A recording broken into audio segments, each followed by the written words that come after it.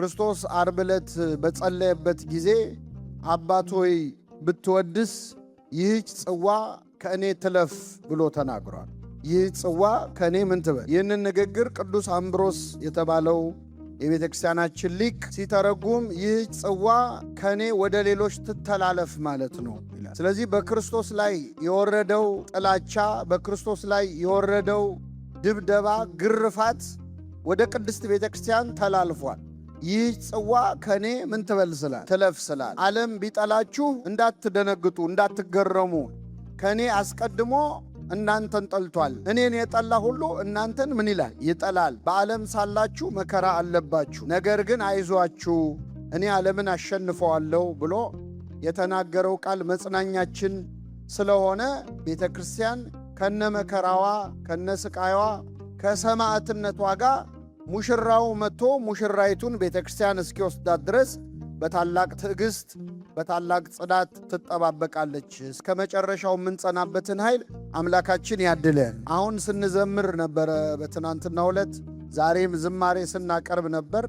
ቤተ ክርስቲያን መከራ በጣም በጸናባት ሰዓት፣ ምዕመናን በሚገደሉበት፣ ሰማዕታት በሚሆኑበት ሰዓት እንዴት መዝሙር እንዘምራለን? እንዴት ነጭ እንለብሳለን? የሚል ጥያቄ ሳይፈጠርብን አይቀርም። በጣም የሚገርማችሁ እኔ ነቢየ እግዚአብሔር ዳዊት ከዘመራቸው መዝሙራት መካከል በሐዘን ስሜት ውስጥ ሆኖ የዘመረው አንድ መዝሙር አለ።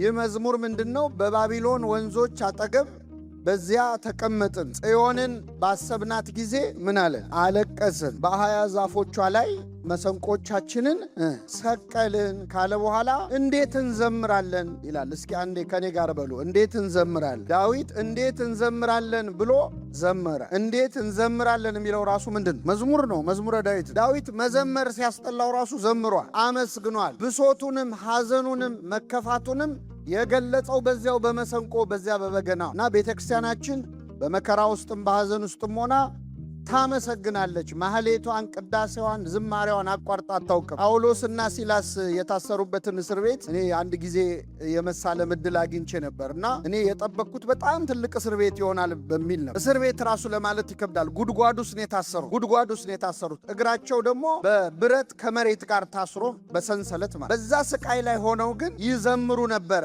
ታስረዋል እኮ እየተሰቃዩ ነው፣ ግን ለእግዚአብሔር ይዘምሩ ነው። በመዝሙራቸው ምክንያት የነሱም የሌሎችም እስረኞች ሰንሰለት ምን አለ? ተፈታ። መዝሙር ሰንሰለት ይፈታ። እግዚአብሔር ዝማሬያችንን በሀገራችን ያለውን ሰንሰለት የሚፈታ ያድርግልን። መዝሙር ሰንሰለት ይፈታል። የእስር ቤቱ ወለል በር ወለል ብሎ ተከፈተ ይላል። እንዲያውም እስረኛ ያመለጠ መስሎት ራሱን ሊያጠፋ ጠባቂው ሲሞክር በራስ ላይ አንዳች ክፉ ነገር እንዳታደርግ ሁላችንም እዚሁን ያለ ነው ብለው ገሰጹት። ተንበርክኮ ተደፍቶ ጌቶቼ ሆይ እድን ዘንድ ምን ማድረግ ይገባኛል ብሎ ተናግሮ ወደ ክርስትና የተመለሰው በመዝሙር ምክንያት። መዝሙር እስር ይፈታል። ምናልባት በግል ባንታሰር ነፍሳችን ታስራለች። ከኃጢአት ማሰሪያ እግዚአብሔር የሚፈታን አንዱ በዝማሬ ነው፣ በጸሎት በምስጋና ውስጥ የሚፈታ እስር አለ። ኢትዮጵያዊው ሊቅ ቅዱስ ያሬድ መዝሙር እየዘመረ እያለ እግሩ እየደማ ነበር አይደል? እግሩ እየደማ ደሙ እየፈሰሰ ነበር። ጦር ተሰክቶበት መዝሙር አላቆመም። ከያሬድ ነው የተማርነው ይሄን። ጦር ተሰክቶበት ይዘምር ነበር። በተመስጦ ሄዶ ነበር። ቤተ ክርስቲያን አሁንም ድረስ የተሰኩባትን ጦሮች የምትረሳው እኮ በያሬድ ዜማ ነው። ታውቃላችሁ? አሁንም በቅዳሴው ነው። አሁንም በማህሌቱ። ሰማዕታቱ ሲገደሉ እየፈሩ የተገደሉ ይመስላችኋል? ለ300 ዓመታት ዘመነ ሰማዕታትን ሂዱና አንብቡ። እየዘመሩ ነበረ የሚያመሰግኑ። እንደውም አብዛኞቹ በመጀመሪያዋ 300 ዓመታት የነበሩት ክርስቲያኖች አብዛኞቹ ለሚገደሉበት ቀን ነጭ ልብስ አዘጋጅተው፣ የክት ልብስ አዘጋጅተው ይጠብቁ። እየፈሩ ሳይሆን እየዘመሩ እያመሰገኑ አንገታቸውን እንደዚህ ኮሌታቸውን ዝቅ አድርገው በደስታ ሆኖ ነው ሰማዕትነትን የተቀበሉ። በረከታቸው ይደረበት። ስለዚህ ቤተ ክርስቲያን እንደዚህ ነው የኖረችው ማለት እንደዚህ ነው የኖረችው። በኋላም ደግሞ ሰማዕታት ሄደው ከክርስቶስ ፊት ሲቆሙ ምን እንደሚፈጠር ሂዱና አንብቡ። ዮሐንስ ራእይ ምዕራፍ 6 ላይ ስለ ክርስቶስ መስክረው የታረዱትን ነፍሳት አየኋቸው ይላል ቅዱስ ዮሐንስ። አሁን ሰሞኑን በምስራቅ አርሲ የተገደሉት፣ ባለፉት ዓመታት በሻሸመኔ የተገደሉት፣ በየስፍራው እዚያ ሊቢያ በረሃ ላይ ተንበርክከው ብርቱካናማ ለብሰው ተንበርክከው እያያናቸው በቪዲዮ እየተቀረጹ የታረዱ ወንድሞቻችን ኢትዮጵያውያን፣ ኤርትራውያን፣ ግብፃውያን የት ገብተው ይሆን? አሁንም ያንን ብርቱካናማ ለብሰው ይሆን? አይደለም። እኔ አላየኋቸውም፣ ዮሐንስ አየኋቸው አለ። የሰራዊት ጌታ እግዚአብሔር ሆይ እስከ መቼ አትፈርድም? ደማችን እስከ መቼ በምድር ላይ ይፈሳል ብለው ጠየቁ። እንደነሱ የሚገደሉ የሌሎች ወንድሞቻቸው ቁጥር እስኪሞላ ድረስ ለጥቂት ጊዜ እንዲያርፉ ተባለላቸው። ትንሽ አረፍ በሉ አላቸው። ነጭ ልብስም ተሰጣቸው ይላል። ምን ተሰጣቸው? ነጭ ልብስ። አሁን ያም ብርቱካናማ ልብስ ጥለውታል። ያንን ወድቀው አጥንታቸው ተከስክሶ ስጋቸው ተልከስክሶ ሬሳቸው ወድቆ እንዳየነው እንዳይመስላችሁ ነጭ ልብስ ለብሰዋል። በሰማይ እየዘመሩ እያመሰገኑ ነው። የእኛንም ነገር እየነገሩት ነው። እስከ መቼ አትፈርድም ብለው በእግዚአብሔር ፊት ቆሙ። እግዚአብሔር ከሰማዕታቱ በረከት ያሳድርብን እና ዛሬ የምንወያየው የቤተ ክርስቲያን አገልግሎት በዘመናችን በሚል ርዕስ እንግዲህ እንደምታውቁት መነሻ ያደረግነው ዘመነ ሰማዕታትን ይሁን እንጂ ቤተ ክርስቲያን ከመከራ ውጭ አገልግሎቱ አይቋረጥ። አሁን እያገለገልን ያለነው የቤተ ክርስቲያን አገልግሎት ማገልገል ካለብን አንጻር እና ቤተ ክርስቲያን ካሉባት ተግዳሮቶች ወይም ፈተናዎች አንጻር ወደ ኋላ እንድንቀር እያደረገን ያለው ምንድን ነው? መቼስ ወፍራም በግ አለ ሲሉት ይሞታል ይባላል። እንደዚያውን ነጭ ለብሰን አዳራሽ ሞልተን አገር ቤትም በአደባባይ በንግስ በጥምቀት ብዙ ሆነን ስንታይ ያለን እንመስላለን እንጂ በየቀኑ በጣም ብዙ ኦርቶዶክሳውያን ከሃይማኖት እየወጡ እየካዱ ሰማዕታቱስ ለክብር ነው የሚገደሉ። ግን ወስኖ ከዚህች ኦርቶዶክሳዊ ተዋህዶ የሚወጣ ሰው በየቀኑ አለ የለ አለ። ይህንን ለማወቅ ነቢይ መሆን አያስፈልግም። በሳምንት አንድ ሰው ሁለት ሰው ስልክ እየደወለ እህቴ፣ የእህቴ ልጅ፣ የወንድሜ ልጅ፣ ትንሿ ልጄ፣ ትልቋ ልጄ ሃይማኖት ቀይራብኛለች እያሉ እያለቀሱ የሚደውሉ ወላጆች በጣም ብዙ። ሚስቴ ሃይማኖት ቀይራለች ምን ላድርግ የሚል ባል፣ ባሌ ከዚህ በኋላ ቤተክርስቲያን አልመጣም አለኝ የምትል ሚስት፣ እኔ መቆረብ ፈልጋለሁ እሱ ግን ቤተክርስቲያን በአይኑ ማየት አይፈልግም የሚሉ ባለትዳሮች አሉ። ስለዚህ ዘመኑ ካመጣብን ከውጫዊ ፈተና በላይ እኛ ራሳችን መስራት ያለብንን ነገር ብዙ ያልሰራነው ነገር አለና አሁን እኔ እንግዲህ እንግዳ እንደመሆኔ አንድ ትልቅ እድል አለኝ። ምንድነው? እንግዳ እንደፈለገ ነው የሚናገር። ግፋቢል ድጋሚ አጠሩኝ። በቃ የመጨረሻው ሪስክ ድጋሚ አልመጣም። ስለዚህ እንደው የቤተ ክርስቲያን አገልግሎትን እንዳናገለግል የሚከለክሉን ነገሮች ምንድናቸው? ወደ ኋላ እንድንቀር የቤተ ክርስቲያን አገልግሎት እንዳይሰፋ። እንዴ በእውነት ለመናገር ይቺ ቤተ ክርስቲያን እኮ ቅዳሴዋ ላይ በየቀኑ አዳዲስ ተጠማቂዎች እንደሚኖሩ እርግጠኛ ሆና ጻኡ ንዑሰ ክርስቲያን የሚል ዜማ ያስቀመጠች ቤተ ክርስቲያን። እኔ እንግዲህ ስንት ዓመት ቀድሻለሁ። ጻኡ ስል አንድም ንዑሰ ክርስቲያን ሲወጣ ይቻላል። ጻኡ ስል እንደውም አዲስ አበባ ላይ አንዳንድ ስራ የረፈደባቸው ሰዎች ይወጣሉ፣ ንዑሰ ክርስቲያንም የሆኑ መስሏቸው። መቼ ነው አዲስ አማኝ መቀበል የምንጀምረው? ዛሬ ምእመናን መጡ ከሌላ እምነት፣ ከፕሮቴስታንት፣ ከሙስሊም፣ ከካቶሊክ ወደዚች ቤተ ክርስቲያን ይህን ያህል ምእመናን መጥተዋል እልል በሉ የምንባለው መቼ? ገሌ ይህን ያህል ብር ሰጥቷል በሚለው እንደምንለው አይደለም። እኔ የምላችሁ መቼ ነው እስቲ አዳዲስ ነፍሳት ተጨመሩ? በየቀኑ ይበዙ ነበረ። የመጀመሪያዊቱ ቤተ ክርስቲያን እያደገች ነው የመጣች። ሰማዕትነት መከራ የሚያስቆማ ከሌለ የኢትዮጵያ ቤተ ክርስቲያን እንኳን ታሪክ ተመልከቱ። ከመጀመሪያው ከኢትዮጵያዊ ጃንደረባ አንስቶ በአባ ሰላማ፣ በተስዓቱ ቅዱሳን፣ በቅዱስ ያሬድ እያደገች ከኃይል ወደ ኃይል ከፍ እያለች የመጣች ቤተ ክርስቲያን ነው። ለምንድን ነው እኛ ጋር ሲመጣ ችግር ብቻ እያወራን የምንቆም? ለምንድን ነው እንዳናገለግል የከለከለን ነገር ምንድን ነው የሚለውን በጥቂቱ እንመለከታለን። እግዚአብሔር አምላካችን በቸርነቱ እንዲያስተምረን ቅዱስ ፈቃዱ ይሁንልን። በመጀመሪያ እንደው የአገልግሎታችን ወደ ኋላ መቅረት ምክንያት የአገልግሎትን ትርጉም አለመረዳት። መንፈሳዊ አገልግሎት ምንድን ነው? የመጀመሪያው ነገር ምን እንደሆነ አለመረዳት ነው። አገልግሎት እኛ ሁላችን የተፈጠርንበት ዓላማ ነው። እግዚአብሔር እንግዲህ ምድር ላይ ያሉትን ሁሉ የፈጠረበት ምክንያት አለው። ያለ ምክንያት የፈጠረው አንድም ፍጡር የለም። ብዙ ምክንያቶች አሉ። ለአንክሮ፣ ለተዘክሮ፣ ለምግበ ሥጋ፣ ለምግበ ነፍስ የተፈጠረዋል። እኛ ልንበላ ልንጠጣ አይደለም የተፈጠርነው። ሰውና መላእክትን ለይቶ የፈጠረው ስሙን እንዲቀድሱ መንግሥቱን እንዲወርሱ ቅዱስ ጳውሎስ እንመላለስበት ዘንድ እግዚአብሔር አስቀድሞ ያዘጋጀውን ይላል መልካሙን ሥራ ለማድረግ በክርስቶስ ኢየሱስ ተፈጠረ። ስለዚህ መንፈሳዊ አገልግሎት የተፈጠርንበት ዓላማ ነው። ለዚህ ነው እግዚአብሔር የሠራ እንድናገለግለውን የመጣ። አሁን ለብዙዎቻችን ሥራ እንሰራለን በሙሉ ጊዜያችን፣ ትምህርት እንማራለን በሙሉ ጊዜያችን፣ በትርፍ ጊዜያችን ደግሞ ቤተ ክርስቲያን እንመጣል። እንደዛ ነው ሰው የሚያስበው። እንደውም አንዳንድ ሰው በትርፍ ጊዜ ምን ማድረግ ደስ ይልሃል ሲባል ሳይክል መንዳት፣ ዋና መዋኘትና ቤተ ክርስቲያን መሄድ። እግዚአብሔር ለብዙ ሰው የትርፍ ጊዜ ጉዳይ፣ አንዳንድ የኤክስትራ ካሪኩላር አክቲቪቲስ ውስጥ ነው እግዚአብሔርን የምናስገባው። መጽሐፍ ቅዱስ ግን የሚለን የተፈጠርነው ማንን ለማገልገል ነው። አሁን ትናንትና ስትዘምሩ እንደው አንወሻ ለትንሽ ደቂቃ እንደዛ እየዘመራችሁ እዚሁ ብትኖሩ እንደው ደስ አይላችሁም ነበር? ይላል አይለን? ወይስ እኔ ብቻ ነው እንደዛ የተሰማኝ? እስቲ መልሱልኝ። እንደው ዝም ብለን እየዘመርን እዚሁ ብንቀር ደስ አይላችሁ? ያ ስሜት ማለት በዘላለማዊው ዓለም በመንግሥተ ሰማያት እንደዛ እንድንኖር ስለተፈጠርን ሰው ሲያመሰግን፣ ሲያስቀድስ፣ ሲጸልይ ተመስጦ ውስጥ ሲገባ፣ ተዘክሮ ሲገባ እንደው እዚሁ በቀረው የሚያሰኝ ስሜት የሚሰማው የተፈጠረው እንደዛ ሊኖር ስለ እግዚአብሔርን የሚፈልግ ነፍስ ነው ያለን ማለት። ስለዚህ አገልግሎት የመጀመሪያ የተፈጠርንበት ዓላማ ነው። ሁለተኛ የምናገለግለው ለነፍሳችን መዳን። ማንም ለማንም ብሎ አያገለግልም። ምናልባት ለቤተ ክርስቲያን አስራት በኩራት ስናወጣ፣ እንዲህ ላለው አገልግሎት ገንዘብ ስናዋጣ፣ ቤተ ክርስቲያንን ለማሰራት የሆነ ነገር ስናደርግ እንደው እነዚህ ሰዎች በቃ እንደው አይሰለቻቸውም እያል እየመረረ እናደርገው ይሆናል። ሁላችንም የምናገለግለው የኃጢአት ይቅርታ ለማለት ቢምረን ብለን ነው። በነገራችን ቢምረን ብለን ለማንም ብለን አይደለም። እግዚአብሔር ቤት የምናገለግለው አገልግሎት እያንዳንዱ ተሰፍሮ ተቆጥሮ ዋጋ አለው። በሰማይም በምድርም ዋጋ አለው። በሰማይ መንግሥቱን፣ በምድር ደግሞ ለእያንዳንዱ ድካማችን በማይክሮ ሰከንድ ቆጥሮ የሚከፍል እግዚአብሔር ብቻ። እኔ ጋር ናችሁ ምእመናን?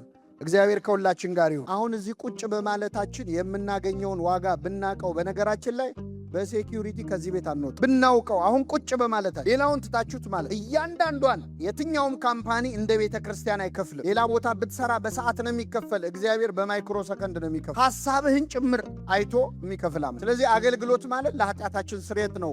ወንድሞቼ ሆይ ይላል ቅዱስ ያዕቆብ፣ ከእናንተ ማንም ከእውነት ቢስት አንዱም ቢመልሰው፣ ኃጢአተኛን ከተሳሳተበት መንገድ የሚመልሰው ነፍሱን ከሞት እንደሚያድን የኃጢአቱንም ብዛት እንደሚሸፍን ይወቅ። እኔ እናንተን አላውቅም። እኔ የማገለግለው ኃጢአቴን ለመሸፈን ምህረት ለማግኘት። ሌላውን ሰው አስተምሮ መክሮ የሚመልስ ሰው የራሱን ኃጢአት እንደሚሸፍን ነፍሱንም እንደሚያድን ይወቅ። ስለዚህ ስታገለግሉ በዚህ አስተሳሰብ ካገለገላችሁ ለገሌ ብዬ ነው የሚለው ስሜት ጥርግርግ ብሎ ነው የሚወጣ። የኃጢአት ስርየት ለማግኘት እናገለግላለን። ሦስተኛውን ትርጉም ልንገራችሁና ወደ መጨረሻው እመጣለሁ። እስቲ አንድ ፈቃደኛ የሆነ ሰው እጁን ያውጣልኝ ከወንድሞች። እሺ ወንድማችን ማን ነው ስምህ? ዮሴፍ። የምትወደው ምግብ ምንድን ነው? አስብበት። ምን አለ? ሽሮ የሚወድህ ምግብ ነው። ለኢትዮጵያውያን አሁን እሺ ይሁን ችግር የለው። እኔ በጣም ይገርመኛል ሽሮ ምን እንደነካችሁ ነኝ። እሺ ዮሴፍ፣ ሽሮን አሁን እዚህ ያለው ሰው በሙሉ ባይወደው አንተ ብቻ ብትወደው እዚህ ያለው ሰው ሽሮን እንዲወድ ምን ታደርጋለህ? ትነግረዋለህ። አልገባው አለ። ግን በሚያሳዝኑ ምን አለ? ጸልይለት። ሽሮን ለማስወደድ የሚጸልይ ሰው ተገኘ። በጣም ጥሩ ነገር። እሺ ቁጭ በል፣ እግዚአብሔር ያክብርህ። ለማንኛውም አንድ ሰው የሆነ ምግብ እንደው ጣዕሙን አልረዳ ሲለ ምንድን ነው የምናደርገው? እስቲ ንገር። አንድ ጊዜ ምን በለው። ብዙ ጊዜ እኔ ብዙም አልወደው ምግብ አለና እችን ቅመሳት እንጂ ከዛ በኋላ አትበላም እንባላለን። ከጣፈጠን ምን በለው አይደለ? ነቢየ እግዚአብሔር ዳዊት ምን አለ? እግዚአብሔር ቸር እንደሆነ ቅመሱ። ቀምሶት እኮ ነው አያችሁ። ግድ የለም አምላኬን ቅመሱትና ይውታል። ሰው የሚያገለግለው የመጀመሪያው የእግዚአብሔር ፍቅሩ ውስጡ ሲገባ፣ ፍቅረ እግዚአብሔር ልብ ውስጥ የገባ እንደሆን አንተ የወደድከውን አምላክ ሌሎች ምን እንዲሉ እንዲወዱ። አሁን ትናንት የዘመራችሁ ሰዎች ሄዳችሁ አቤት አመለጠች ትላላችሁ። ምን ነው በኖረ ኖሮ እገሌ ትላላችሁ። ፍቅረ እግዚአብሔር ከፍቅረ ቢጽ የሚስማማው በትክክል አገልግሎት ላይ ምን ነው ጓደኛዬ መታ ይሄን ባየች፣ ወንድሜ መጥቶ ይሄን ባየ የሚያሰኘን በእግዚአብሔር ፍቅር በጓደኛ ፍቅርም ስንሞላ። አገልግሎት የመጀመሪያው ፍቅር። ሐዋርያትን ለምንድን ነው እንደ እሳት የሚያንገበግብ የአገልግሎት ትጋት የነበራቸው? ውስጣቸው ፍቅረ እግዚአብሔር ስለገባ። ኢየሱስ የሚለውን ስም ከዚህ በኋላ ጠርታችሁ እንዳታስተምሩ ብለው 40 ጅራፍ ገረፏቸው። ይህንን ስም ጠርተን ከማስተማር ዝም ልንል አንችልም አሉ። አያስችልም። በቃ ከገባ እሳት ሆኖ ያንገበግባል። እንድናገለግል የሚያደርገን ፍቅረ እግዚአብሔር ውስጣችን ካለ። ታስታውሷታላችሁ። ያቺ ሳምራዊት ሴት በጠራራ ፀሐይ ውሃ ልትቀዳ ወጥታ በነበረ ጊዜ መድኃኒታችን ኢየሱስ ክርስቶስ ውሃ ጠጭኝ ብሎ አናገራት። አንተ አይሁዳዊ ስትሆን ሳምራዊት ከመሆን ከኔ እንዴት ውሃ ትለምናለህ አለችው። ገና ውሃ ጠጭኝ ሲላ ፖለቲካ ጀመረች። የዘር ጉዳይ ነው ያወራች። ውሃ ጠጭኝ ያላት እሷ ግን አንተ አይሁዳዊ ነህ፣ እኔ ሳምራዊ ነኝ። ውሃው አሁን አይሁዳዊ ነው ሳምራዊ ነው? ውሃ ነው አጠጭኝ የተባለች። አንተ እንደዚህ ስትሆን እኔ እንዲህ ሲሆን መባባል፣ አንተ ኦሮሞ ስትሆን እኔ ትግሬ ሲሆን፣ አንተ አማራ ስትሆን እኔ ጉራጌ መባባል ማለት የተጠማ ሰው በጸባይ ጸጋ እግዚአብሔር የራቀው በፀሐይ የተቃጠለ ሕይወት ያለው በኃጢአት ማለት ተስፋ የቆረጠች ነፍስ እንደዛ ነህ እና አንተ አይሁዳዊ ስትሆን ሳምራዊት ከመሆን ከኔ እንዴት ውሃ ትለምናለህ አለች። ውሃ ጠጭኝ የሚልሽ ማን መሆኑን ብታውቂ የሕይወት ውሃን እንዲሰጥሽ ምን ትይው ነበር? ለምኝው ነበር። አስተማራት ክርስቶስ። ጸባይ የላትም። የተጎዳ ሰው መቼስ ጸባይ የለውም ማለት። አንዴ ፖለቲካ ወራት ቆይታ ከያዕቆብ ትበልጣለህ አለችው፣ የያዕቆብን ፈጣሪ። ከዛ እያለች እየለሰለሰች መጣች። ከዛ ነቢይ ትመስለኛለህ አለች። መጨረሻ ላይ ግን ክርስቶስ የሚባል አለ መሲህ የሚመጣ እሱ ሁሉን ይነግረናል ስትለው የሚያናግርሽ እኔ እርሱ። ከዛ ሂጂና ባልሽን ጠርተሽ ነይ አላት። ማንን ጠርተሽ ነይ? የለኝም ባል አለች። ባል የለኝም። እውነት ብለሻል 5 ባሎች ነበሩሽና አሁን አብሮሻለሁ ሕጋዊ ስላልሆነ ባልሽ አይደለም ማለት። ከውሸቷ ውስጥ እውነት አወጣላት። ወጣችና የከተማውን ሰው በሙሉ ግልብጥ አድርጋ የልቤን የነገረኝን ኑና ይውልኝ አለቻቸው። የምን የነገረኝን? አንድ ሰው ጠርተሽ ነኝ ያላት። የከተማውን ሰው ገልብጣ ይዛ መጣች። ለምንድነው አሁን እናንተ እዚህ አዳራሽ ሞልታችኋል? ሲያትል ውስጥ ያሉ ሌላውን ሃይማኖት ተውት፣ ኦርቶዶክሳውያን እናንተ ብቻ ናችሁ፣ እናንተ ናችሁ። ለምንድነው ቦታው እስኪጠብ ያልደረሰ? የልቤን የነገረኝን ኑና ይውልኝ ማለት ነው። አምላኬን ወቁልኝ ኑ እንዲያስብላል አገልግሎት ግልብጥ አርጋ ይዛ መጣች። የከተማውን ሰው እውነተኛ አገልግሎት ፍቅረ እግዚአብሔር ውስጥ ሲገባ አያስችልህ፣ ያንገበግባህ። ፊልጶስ ጓደኛውን ናትናኤልን አልጠራው? የናዝሬቱን ኢየሱስን አገኘ ነው ብሎ ይህ ማለት ፍቅረ እግዚአብሔር ውስጥ ሲገባ የሚፈጠር ነገር። እዚህ በመጽሐፈ ነገሥት ላይ የ4 ለምጻሞች ታሪክ አለ። 4 ሰውነታቸው ከጸጉራቸው እስከ እግራቸው በለምጽ የተመቱ ነበሩ። በኦሪት ዘመን ለምጽ ሌላ ትርጉም ነበር እና እነዚህ 4 ሰዎች በረሃብ በጣም ሲሰቃዩ፣ እስራኤላውያን በዛ ሰዓት ረሃብ ላይ ነበሩና ወደ ከተማ እንዳይገቡ አያስገቧቸው። ምግብ እያመጡ ግን ይጥሉላቸው ነበር። አሁን ረሃብ ሲነሳ ለነሱ ምግብ የሚያመጣ ሰው ጠፋ። 4ቱ ለምጻሞች ስብሰባ አደረጉ። ምን እናድርግ? እኛ እዚህ ረሃብ ሊገለን፣ ወደ እስራኤል ብንገባ አያስገቡንም፣ ቢያስገቡንም ምግብ የለም። በቅርብ ርቀት ደግሞ ፍልስጤማውያን ጦር አስፍረዋል ሊዋጉ፣ ወደ እነሱ ብንሄድ ደግሞ ይገድሉናል፣ ምን ይሻላል ብለው ስብሰባ አደረጉ። ከዛ ምን አሉ? በቃ ከረሃብ ሰይፍ ይሻላል ይባል የለ፣ እዛ ሄደን ቢገሉን ይሻላል ብለው እነዚህ 4 ሰዎች ወደ ጠላት ሰፈር መራመድ ጀመሩ። ከኔ ጋር ናችሁ? ስንት ሰዎች ናቸው? የሚገርማችሁ እግዚአብሔር ጥበቡ በጣም ይደንቃል። ለራበው ሰው ምንድን ነው የሚያስፈልግ? እግዚአብሔር ግን አለማስራብ አይችልም? ይችላል አይችል? ለ4ቱ ለምጻሞች ምን እንዳደረገ ታውቃላችሁ?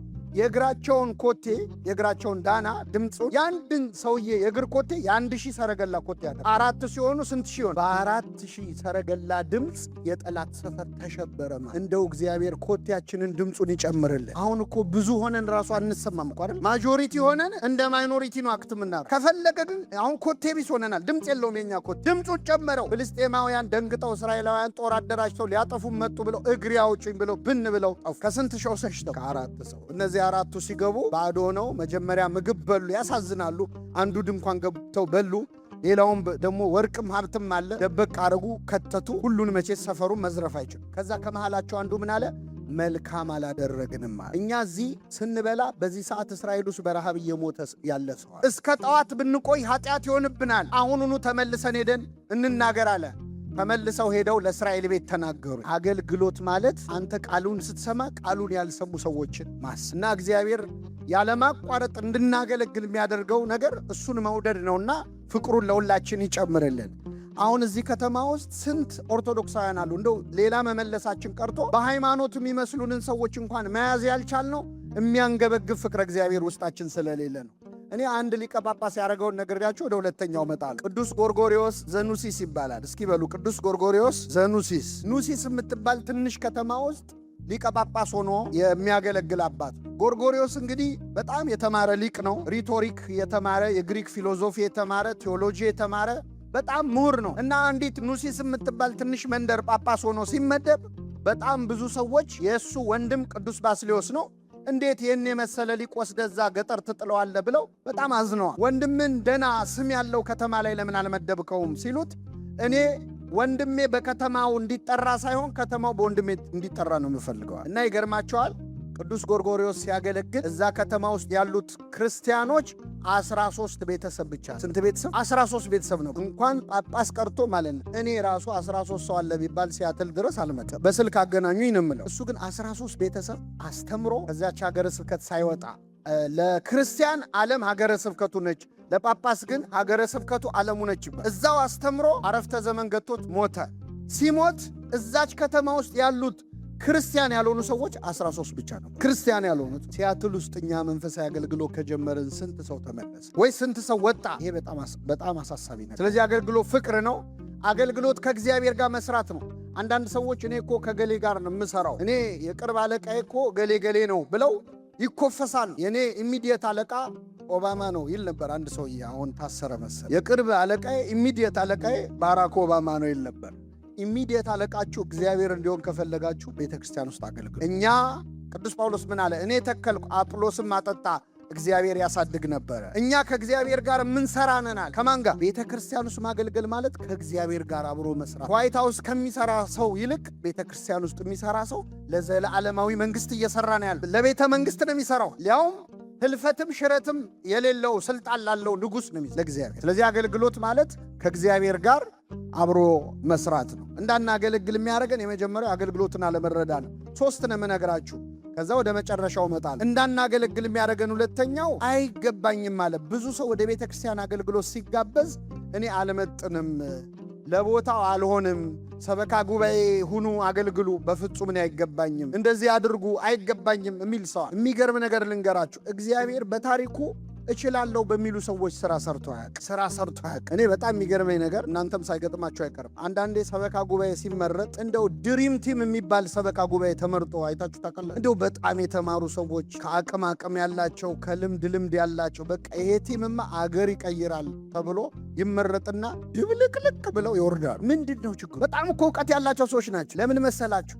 እችላለሁ የሚሉ ሰዎች ለእግዚአብሔር አይመቹት። በነገራችን ላይ 12ቱ ሐዋርያት ምሁራን ቢሆኑ ኖሮ ክርስትናኛ ጋር አይደርስም ነው። ፊዚቢሊቲ ስተዲ ያጠናሉ። በእርግጠኝነት ይሄ ክርስትና ለዓለም አይሆንም፣ ለሮም አገዛዝም አይሆንም ብለው ቁጭ ብለው ክርስትናኛ ጋር አይደርስም። ሙሴ መቼ ነው እግዚአብሔር የሰራበት ታስታውሳላችሁ? ሙሴ እኮ ያደገው በቤተ መንግስት የፈርዖን የልጅ ልጅ ተብሎ ነው ያደገው። ስትራቴጂክ ቦታ ላይ ነው ያለው፣ ቤተ መንግስት ውስጥ ነው ያለው። እስራኤልን ግን ነፃ ያወጣው በፈርዖን ቤተ መንግስት ውስጥ ሆኖ ነው አይደል? ሞከረ በጉልበቱ ሊያወጣ በ40 ዓመቱ ግብፃዊውን ገደለ። እንኳን ነፃ ሊያወጣ እሱም ስደተኛው 40 ዓመት ጠበቀው እግዚአብሔር። በ40 ዓመቱ ነፃ ሊያወጣ ሞክሮ አቅቶት በረሃ ሄደ። ከ40 ዓመት በኋላ እግዚአብሔር አነጋገረው። ሲደመር ስንት ዓመት ይሆን? ስንት ዓመት? ያገለግለኝ ዘንድ ሕዝቤን ልቀቅ ብለህ ለፈርዖን ተናገራል። ለአገልግሎት አሁን ከ40 ዓመትና ከ80 ዓመት የትኛው ይሻላል? አልፈልግም አለ እግዚአብሔር። ትንሽ መተንፈስ አለ፣ ትንሽ በራስ መተማመን መቀነሳ። ስለዚህ እግዚአብሔር ሥራ የሚሠራው መቼ መሰለ? እንደ ሙሴ ዕፀ ፊት ስትደፋ፣ ጫማህን ስታወልቅ፣ ከዛ ሂድና ሕዝቡን ነፃ አውጣ አለው።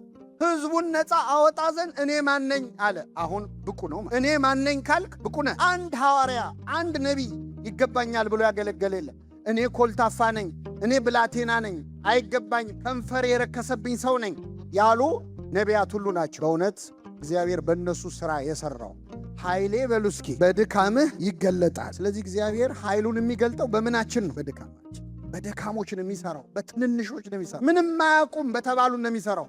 በጣም አውቃለሁ የሚሉ ሰዎችን አይፈልጋቸው፣ አይመቹትም። አይመቹ። አገልግሎት የሚያርቀን ነው። ሌላኛው ኑሮ። ብዙ ጊዜ የቤተ ክርስቲያን አገልግሎት ላይ ሰው ተባበር ሲባል ወደኋላ የሚጎተተው ስራዬን ኑሮዬን ቢጎዳውስ እግዚአብሔር ቤት ብዬ። እኛ ስንት ቢዝነስ ያለን ሰዎች ነን። ከሀገር የወጣ ነው መቼስ ልናስቀድስ አይደለም የሚሉ ሰው፣ ከሀገር የወጣ ነው ለቤተ ክርስቲያን አይደለም፣ ይህንን ሰዓት አሁን እዚህ ቁጭ ያልኩበት እንዲባረግበት የሚል ስሜት ይሰማል። የሚገርም ነገር ልንገራችሁ፣ እናንተ የእግዚአብሔርን ቤት ስትሰሩ እግዚአብሔር የእናንተን ቤት ይሰራል። ይሄ የታወቀ። ለእግዚአብሔር ቤት ጊዜ ስትሰጡ እግዚአብሔር ለእናንተ ቤት ጊዜ ይሰጣል። ገንዘብ አይሰጥህም፣ ያለህን ገንዘብ ግን ይባርከዋል። ጥቂቱን ብዙ ማድረግ ይችላል አይችል? እስራኤል 40 ዓመት ሙሉ በምድረ በዳ ሲሄዱ ለ40 ዓመት የሚበቃ ልብስና ጫማ አድሏቸዋል እግዚአብሔር? አላደላቸውም። ግን ጫማህ አላለቀ፣ በትርህ አልወደቀ። ጫማቸው አላለቀም፣ ልብሳቸው አላለቀም፣ በትራቸው አልወደቀ። 40 ዓመት እንዲቆይ ያደረገ እግዚአብሔር ብር አይሰጥህም፣ ያለህን ብር ግን ይባርከዋል። ስለዚህ መንፈሳዊ አገልግሎት እንዲህ ባለ አስተሳሰብ ብናገለግል ከአለማገልገል ያርቀናል። የመጨረሻው ምክንያት የተሳሳቱ የአገልግሎት መለኪያዎች ናቸው። ከኔ ጋር ናችሁ? ደከማችሁ እንዴ? እሺ፣ እስቲ ሲያትል ውስጥ መልሱልኝ።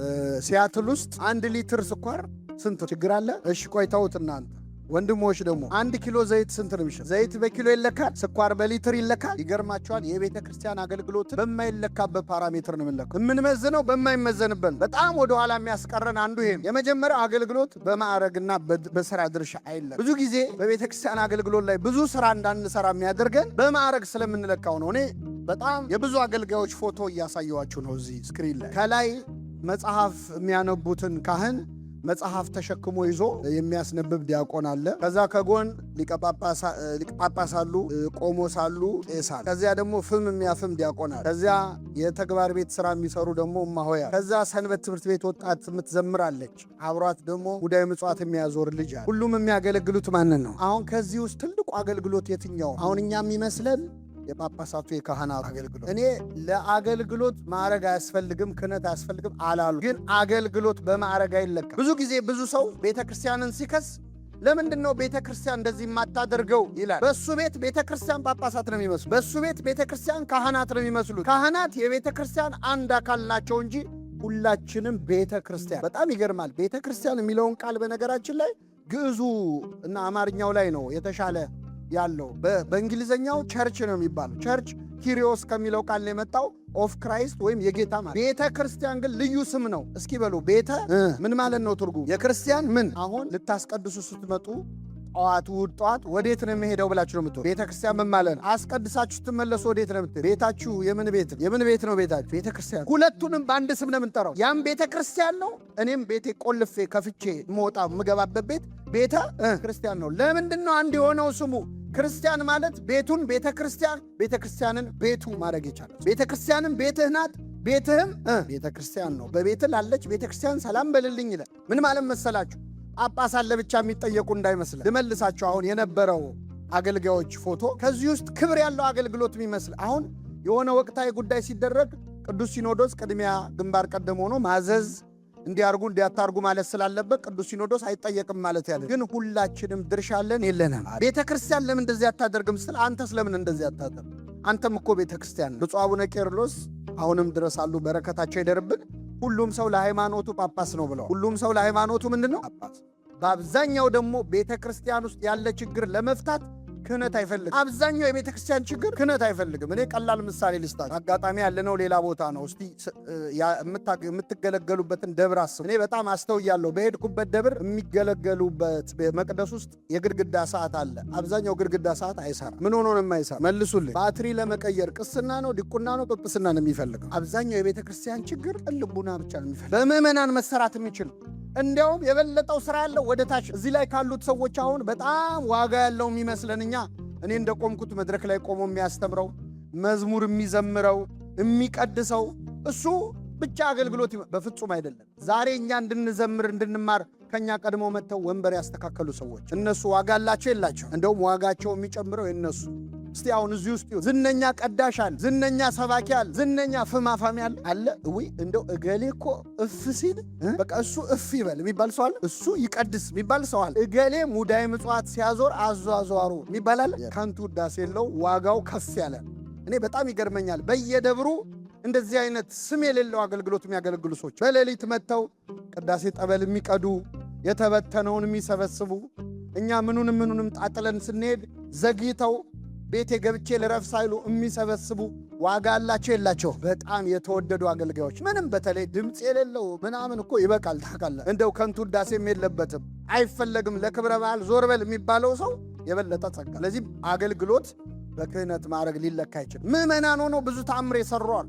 ዲያቆን ሆኖ ቀዳሜ ሰማዕት ቅዱስ እስጢፋኖስ ዲያቆን ነው። 8000 ሰው ነው ያሳመነው። ጉድ እኮ ከአንድ ዲያቆን እግዚአብሔር 8000 ሰው ይፈልጋል ማለት 8000 ሰው። አንዴ ስኬሉን ሰቅሎት ሄዳ አሁን ምን እንድናረገው? ለዚህ ነው በቃ ለመጽናናት እንዲሆነን አባቶቻችን በረከተ እስጢፋኖስ ይድር በላይ ላይ ይላል። 8000 ቢያቅት እንደው የ8000 በረከት ይደርብ ይላል። ከአንድ ዲያቆን አትናቴዎስ አርዮስን አፉን ያዘጋው 3 ምዕት ቁጭ ብለው ብቻውን በአንድ ዲያቆን እግዚአብሔር ስራ ይሰራል። ምዕመን ሆኖ ይህንን አባት ተመልከቱ። ቅዱስ ስምዖን ይባላል።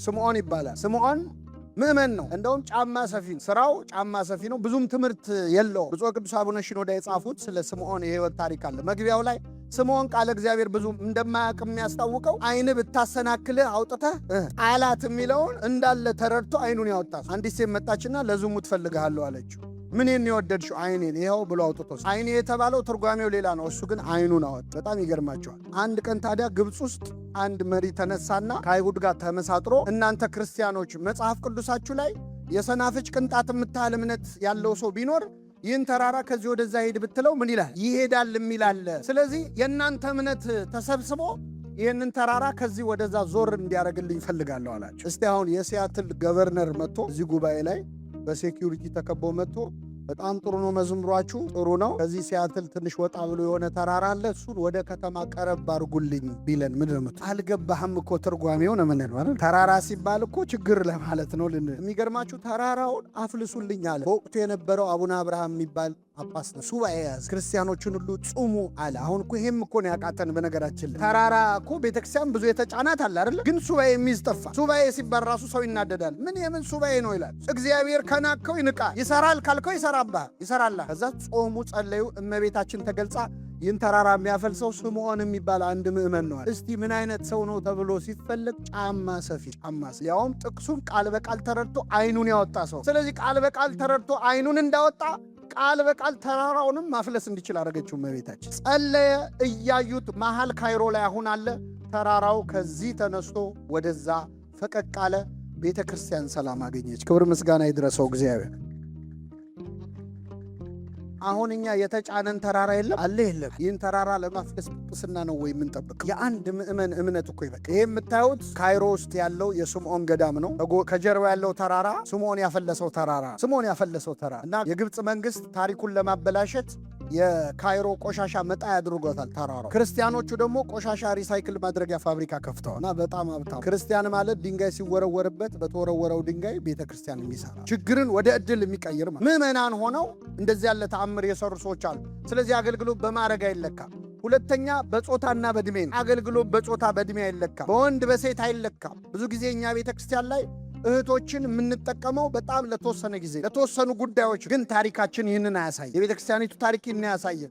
ሴቶች ወንዶች በጭብጨባ ሴቶች በምን እስከ መቼ እልል እያላችሁ ትቀጥላላችሁ? እዚህ ላይ የምታዩት ቅድስት ወለተ ጴጥሮስ፣ እዚህ ላይ የምታዩት ቅድስት መቅሪና አንዲት ሴት ሆና 3 ጳጳስ ነው ያፈራች። 3ቱ ቀጰዶቃውያን አበው አንዲት ሴት ናት 3 ጳጳስ አፈራች። እግዚአብሔር ከአንዲት ሴት 3 ጳጳስ ይጠብቃል። በጾታ አይለካም አገልግሎት፣ በዕድሜ አይለካም። ትንሽ ሆነው ትልቅ ሥራ ይሰሩዋል። ቂርቆስ ሕፃን ሆነው አይደል እንዴ ለእኛ መጠጊያ ይሆን ለእኛ አማላጅ ሆነው። ስለዚህ አገልግሎት በዕድሜ ሊለካ አይችልም፣ በጾታ ሊለካ አይችልም። የትኛውም ገደብ አገልግሎት። ሌላው በቦታም አይለካም አገልግሎት በቦታ አይለካም። ክርስቶስ ለሐዋርያቱ በኢየሩሳሌምም በይሁዳም በሰማርያም እስከ ምድር ዳርቻ ድረስ ምስክሮቼ ትሆናላችሁ። ይህንን ካርታ ላይ ብታደርጉት ክርስቶስ ሰርክሉን እያሰፋ ነው ሄደው። መጀመሪያ በኢየሩሳሌም አለ፣ ቀጥሎ በይሁዳ፣ ከዛ በሰማርያ፣ ከዛ እስከ ምድር ዳርቻ ድረስ። ደከማችሁ እንዴ? ስለዚህ አገልግሎት በሁሉም ቦታ ነው። ቤተ ክርስቲያን ውስጥ ብቻ አይወሰንም አገልግሎት። አንዳንድ ሰው ቤተ ክርስቲያን ይመጣል፣ ይገለገላል፣ ያገለግላል፣ ግን የሥራ ቦታው ላይ እግዚአብሔር እንዲነሳበት አይፈልግም። አንዳንድ ሰው ንግዱ ላይ የእግዚአብሔር ስም እንዲጠራ አይፈልግም። አሁን ይሄ የንግድ ቦታ ነው ይላል። ይቅርታ አርጊልኝ፣ ይሄ ፕሮፌሽናል ነው መሆን የምፈልገው ይላል።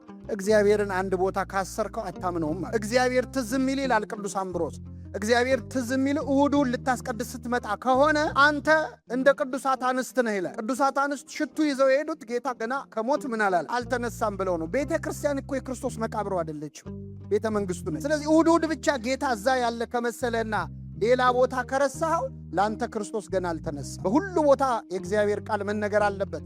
በሥራችን፣ በትምህርታችን፣ በምንውልበት ቦታ ሁሉ ቅዱስ ጳውሎስ ምን አለ? በጉባኤም በቤታችሁ አወራሁላችሁ እንጂ አንዳች አላስቀረውባችሁ። እኔ ብታሰር እንኳ የእግዚአብሔር ቃል አይታሰር። እስር ቤት ሆኖ እንኳ በእውነት በቦታ አልገደበውም እግዚአብሔር። የመጨረሻው አገልግሎት በዘመን መርዘምና ማጠር አይለካም። ብዙ ዓመት ያገለግላለ፣ ጥቂት ዓመት ያገለግላለ። እግዚአብሔር ባገለገለበት ዕድሜ መጠን ብቻ አይደለም የሚለካው፣ ባመጣው ውጤት እንጂ። ይህን የምለው ለምንድን ነው?